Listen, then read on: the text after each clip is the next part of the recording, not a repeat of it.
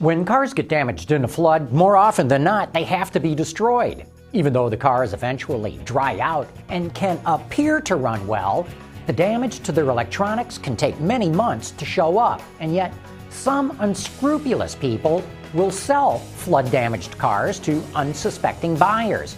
They'll falsify the titles or wash them in industry parlance and send those cars back into the system. That's why on today's show, I've invited a couple of experts on to explain how all this laundering and shady practices take place and what you should be on the lookout for. We actually shot this show before Hurricane Irene hit the East Coast, but as you're about to see, the lessons learned from previous floods are just as relevant right now.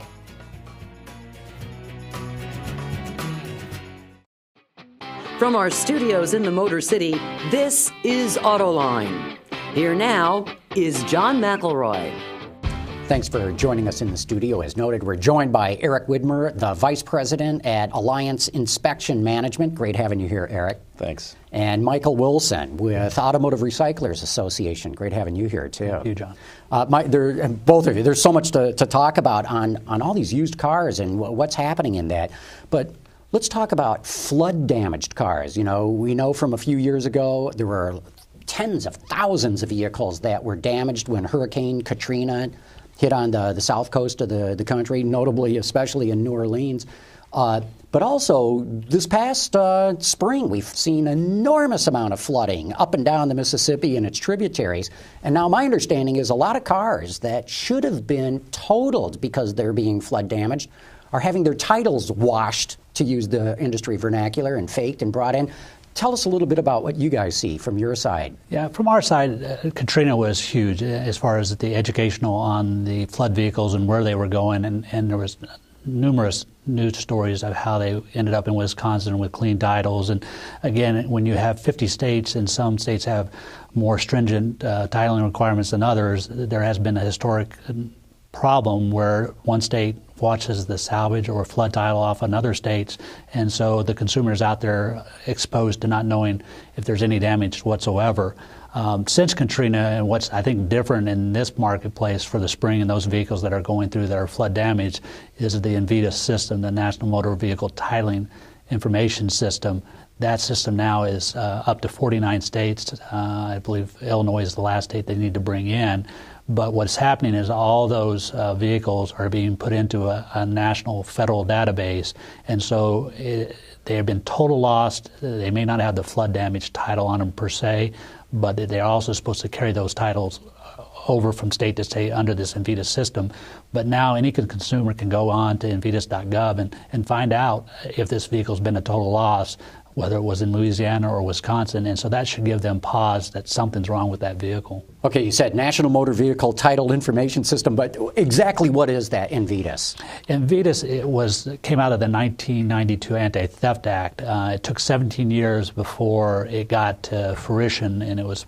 we may get there, but it takes us a long time. Yeah, it took a while. There was a lawsuit by consumer groups out in California that pushed it over to get it implemented. Also, Cash for Clunkers came along and really pushed it through also because all those vehicles through Cash for Clunkers had to be reported through NVIDIA. But what it has done is it's just making that the insurance companies, current plus 4, if they total out a vehicle, they have to report that. The term junk salvage vehicles or auto recycler vehicles, they are all vehicles of all years have to be reported. So if a salvage yard or an auto recycling facility gets a vehicle in, they have to report that they acquired that vehicle, and they have to do that every month. And when they crush that vehicle, that's also reported into the system, so there's an in and an out. And so for the first time, we're able to view through the VIN number all these vehicles pretty much from the beginning to the end of their lives, which is important. And we sort of talked in preliminary discussions that we don't know how many vehicles are being exported. We don't know how the flow of vehicles work in this country. And so I think this is exciting for us once the system gets up and running, because not all the entities that are supposed to be reporting are reporting. They don't know about it. But once we get the fuller database of information, there's some exciting things out there. So all these flood-damaged cars would have their VIN entered in the Invitas. So theoretically, anybody could check and see, was this car ever flood-damaged? Yeah, what's great about it is the auctions. If any of those vehicles go through a salvage auction, the salvage auction is considered a salvage junk entity, so they have to report on a monthly basis. And so those vehicles would go in if they were going through an insurance auction. So boom, they're in the Invita system. Any of the other vehicles coming from our folks that we've acquired would also have that designation being put into that system. And what is neat is Invitas.gov, there is currently on that site a way that a consumer can go in there, type in the 17-digit VIN number, and it will say there's a entry into this system. They may not know if it's flood, they may not know if it's a salvage. But if the number's in there, you don't want that car. You know that there's an issue, and what's good about that is then the consumer can either look to buy the Invitas report, which is from $295 I think to $495, or they could go to an expanded with Carfax or Experian and get a more detailed report. But it does give them that first bit of knowledge to say it's a warning flag. Yeah, red now, flag. my research shows that anywhere from 20,000 to 30,000 flood-damaged cars from Katrina got washed through the system and were sold to unsuspecting customers. Did Invitas exist at that time, or has it been put in place since? Put in place since. Again, in 90... So with all the floods in the Mississippi and all that, theoretically, we would not have flood-damaged cars going through. Yeah, again, the titling in Invitas is not, it's supposed to carry forward, so that's a provision that's going to be helpful. But the biggest thing I believe, just in my years of dealing with titling legislation, is that the vehicles, because they're total loss by the insurance company and they're going to the main entity that's going to process those for the insurance companies, which are the salvage pools, they have to report, and they are reporting. So all those vehicles will be in the database. Now, again, the states are in various stages of full implementation of Invitas, so they're not going and trading back information to and from on all jurisdictions yet. We're not there yet. We've got a ways to go, so I'm not so sure that all the titles will flow the way that we would like to see them, but the information is there on that vehicle, and so that's going to be an exciting development as we track and see what happens from all the damaged vehicles from these the flood of the spring. But because we can't track them all, Eric, this is a perfect segue to get you in on the conversation, because the Alliance Inspection Management, AIM, you inspect cars, and you can give full representation to anybody who wants to buy it as, is it what the seller says it is? Right, and I would say, for the consumers, there's such a wealth of information out there now, whether it's the government database, whether it's an auto history report. Arm yourself with as much information as you can on that particular car before you decide to buy it. That could include an inspection. It could include when you're looking at a car, if you can find rust in a place that there shouldn't be rust, underneath the seats, or if the car has new carpet. People don't put new carpets in cars unless there's a problem. Just be smart about it. Be cautious. It's a big purchase. It's a lot of money, and the amount of information out there now is much greater than it used to be.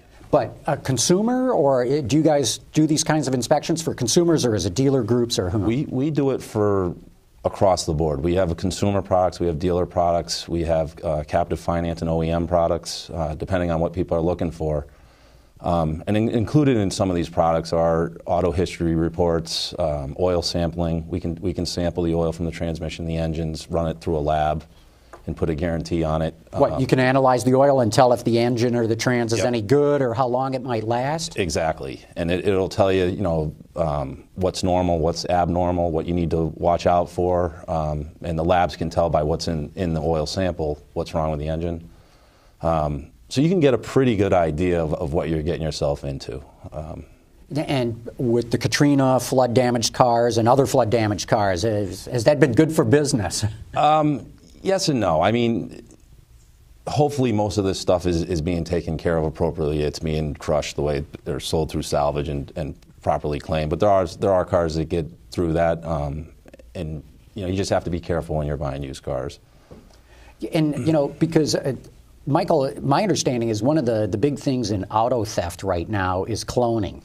Used to be years ago that, not that far ago, that the best way for thieves to take a car was steal it, take all the parts, chop shops that is, and then sell off all the parts. But now my understanding is they'll clone the cars. They'll either steal a car, let's say like, just to make up an example, a BMW 7 Series, drive to the next state over, look for a BMW dealership, copy down the VIN, and then create a new title for that car and sell it. So even though you've got Invitus where you've got these VINs going into the system, there's still thieves out there that are faking it. Yeah, the VIN cloning has been there for years, and it's taken a different dynamic as the technologies out there have become more and more. That has brought down the theft rates.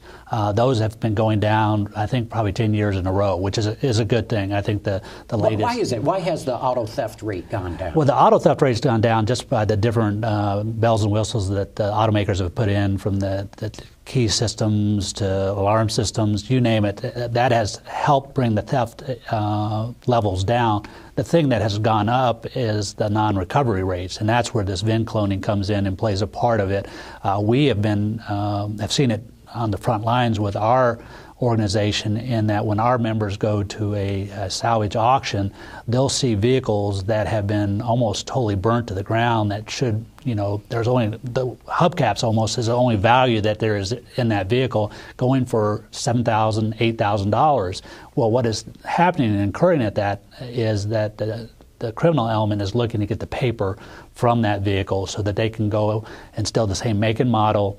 Again, they can take the VIN, pop it off, and even counterfeit one, put it onto the vehicle, and then they have the paperwork that says that it's not a stolen vehicle, and so they switch that out. And so whenever they get stopped, 99 times out of 100, they flash the line on the VIN. Everything fine. looks legal. Yeah, and then they don't have the chance to check for the hidden VINs. Now, once you look at that, hidden VINs, you mean the VINs that might be on the transmission, the chassis, the engine, and that sort of thing. Exactly. And so if they don't match the VIN right by the top of the dashboard, it's a fake. Right. Yeah, and again, and some of the more sophisticated systems, they're going to some of those hidden VINs and even also altering those. But it's tough to get all 20 of them. But it's something that is a huge problem. And historically, when we looked at it, we were looking. It's been years since I looked at the specific numbers, but it's a substantial issue out there, and more now that people are able to artificially duplicate those VINs. People are just going to shopping malls and putting that down.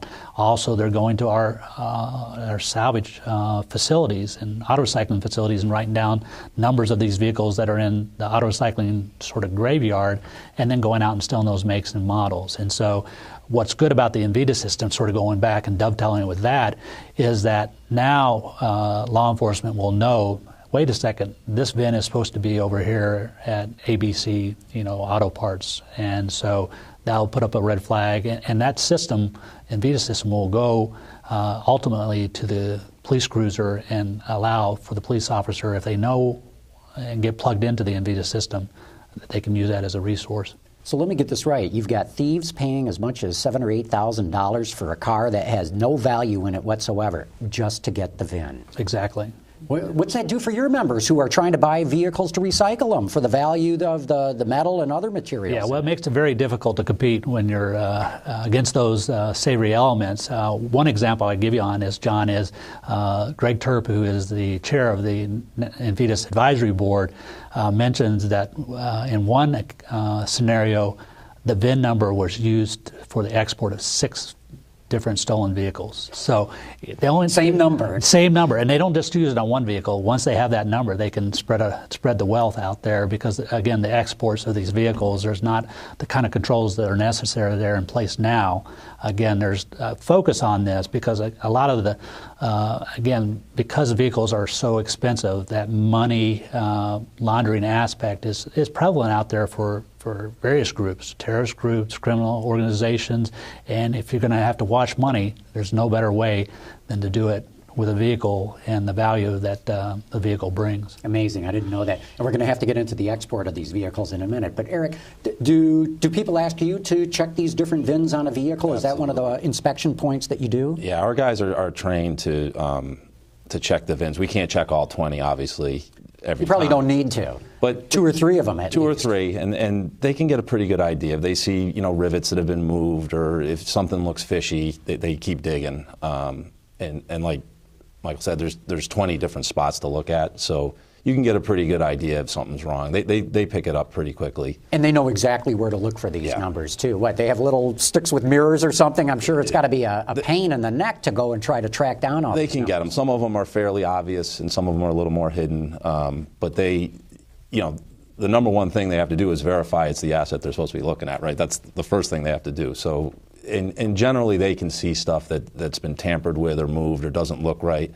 They're looking at cars all day, every day, so they know what a Nissan VIN plate should look like. And if it looks a little bit different, they can sniff it out pretty good. Who else uses your services? There's so many cars being sold on eBay these days, and if I want to buy a car that I like, but it's 7 states away, is that the kind of customer you're getting? Say, hey, AIM, go check it out and see if it's any good. It's kind of interesting. In our consumer product, we do a lot of surveying and trying to figure out who our customer really is, and it crosses the board. It's from 10-year-old minivans up to 1-year-old Lamborghinis and everything in between.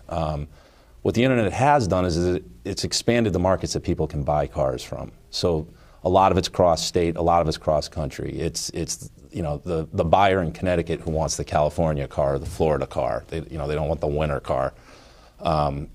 Our service allows them to capture that car virtually, get the DNA of that car, and then make a good decision whether they want to buy it or not. So it's both local, it's cross-state, it's cross-country. We do work for people in Europe. We do work for people in Canada. Really? People that are exporting, looking for specific cars here that they want to bring back to whatever country they're from. It's really kind of fascinating where our customer base comes from, because it's really gone from continental U.S. to worldwide. So. And is it classic cars that the people overseas are looking for here, or is it all over the map? It's classic cars. It's collectors' cars. We have groups over in the Middle East that are looking for Camrys and Sonatas. It just depends. It runs the total gamut of the whole auto industry. What's it cost to have an inspection? If I wanted a car inspected out of state, what would it cost me to have it? Depending on what services you want, it starts at about $129 and then goes up to about $400 if you include all the oil sampling and the warranty and all that stuff. So you get to pick and choose what you want, what you don't want. Yeah, you can pick. We're not forcing you one way or the other. I would imagine dealers who are after good used cars would want your service. That's another one of our products, the consumer, the dealer, and then the captive and the finances. And the dealers have the same issue. As the used car volume goes down, they're struggling to find cars to sell. So they're expanding their buying. They might have gone to 1 or 2 auctions, maybe used 1 or 2 of the websites, marketplaces, virtual marketplaces. Now they have to use them all. They have to be, they're competing with everybody now. It's kind of opened up the game and leveled it off for everyone. So it's kind of interesting. I'll bet it is. Michael, we know that there's a shortage of used cars right now. Now, I thought the main reason, and I still think this is the case, is that new car sales collapsed 3 years ago. So, those millions of potentially new cars that could be potentially going into the used car market, they're just not there. But I understand there's a lot of used cars being exported out of the United States. I had no idea about that. Talk a little bit about what kind of change you've seen there. Yeah, referencing back to the online auctions, again, the Salvage Pools have also gone into that sort of business model, opening up their auctions to the public, where before you had to have a certain bid card to be able to bid on these very severely damaged vehicles. So now people in Lithuania, you name it, Europe, Western Europe, Eastern Europe, Africa, the Middle East, are sitting there online bidding on these vehicles. And so those vehicles are going throughout the country. Now, why do they want them? Why would they come to the United States as a source of used cars? Well, the value of the dollar is weak now, and so their buying power is much greater. You've also got a lot of market forces at play here, where a lot of stuff are being shipped over here, and then the containers are empty on the way back. So it makes it very easy to put those vehicles into containers and move them forward. As you talk about the volumes going from 17 million new cars down to 10 million a couple years ago, again, we're going to see that as the aging population gets into our facilities. That's going to be a big canyon that we're going to see. But so you're going to see the value of scrap cars go up a lot. And it has already, and that comes from these open public forces pushing the prices up. You've also got the consumer, because of the economic problems, holding their vehicles longer and longer. Right now, the average vehicle's on the road for 10.4 years. That's the average. oldest it's ever been. Yeah, and that's average. And so all those market forces are putting challenges out there for the auto recycler to figure out how they're going to get those cars, how they're going to bid on them, and make a fair living out of that. And so it's going to be a challenge for us. I think as we look at it, broadening out the number of parts that our folks use and can get out there in the marketplace is going to help out. But there's huge challenges there. We get into right to repair issues with the automakers and codes and recoding stuff and the differences between paying a new OE part for $3,000 and we can get it to the consumer for $1,000, but it's not that simple. There are a lot of barriers in between there. My understanding, too, is that cars that would be totaled in the U.S. and marked as totaled might get exported overseas and repaired, maybe not to original OEM specs, and then some unsuspecting person in a foreign country buys a car that might fold up like an accordion in an accident. And that's the key to the Invitas system that is absent. Once that vehicle leaves the U.S. border, there's no brand, there's no reason for a foreign buyer to look into Invitas. There will be no educational process there in Eastern Europe to say, go look in Invitas, and this has, whatever title it is or what a total loss is. That will be absent. And again, you're looking at the market forces. We in the U.S. we have OSHA, we have EPA, we have all these other federal regulatory agencies, NHTSA, looking at the safety of these vehicles. And then when they go overseas, that is there's nothing there, and there's no safety net. And so a lot of those vehicles will be put together in ways that would just scare the living daylights out of people. But they look good. But as you know, with all the different technological advances in vehicles with high-strength steels, you can't cut just anywhere on those without jeopardizing the structural integrity of that vehicle.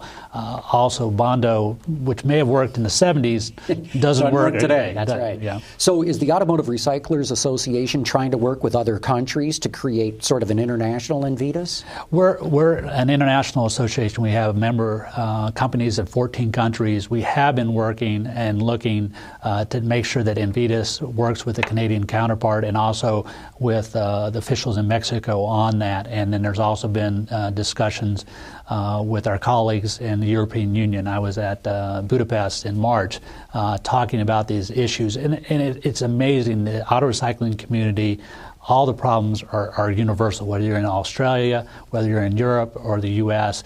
All these vehicles, it's amazing to me, somehow seem to be going to North Africa or to the Middle East. And I'm wondering how many people could, drive these vehicles if they're coming from everywhere in the world. But there are huge issues in the European Union. They also are concerned about the vehicles leaving their countries and going to Africa and other places around the world. Eric, I imagine one of the things that you're asked to inspect were two different cars have been welded together. The rear end of one was totaled the front of another, and now they put the two good halves together. And like Michael's saying, it looks good to the naked eye, but I'm sure this has got to be something that you look for as well. The clip car, yeah, the half and half car, certainly not something you'd want to drive around in. And it happens. I mean, there are repairs done that aren't done correctly.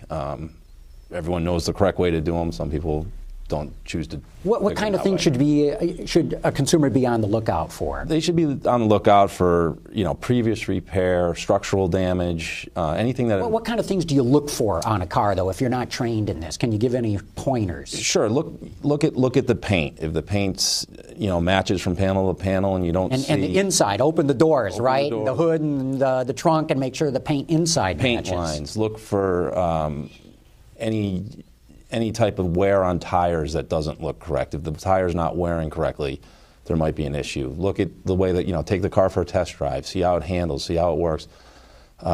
Look for fit and finish. If you have a crooked panel or a crooked hood, that's a pretty telltale sign. Look for bolts and stuff that have been moved. If a fender bolt's been moved, there's a reason. And, when they put the wrench on it and turn it, it shows. Mm-hmm. Look for dirt in the paint. There's all sorts of little things you can look for to kind of tee off.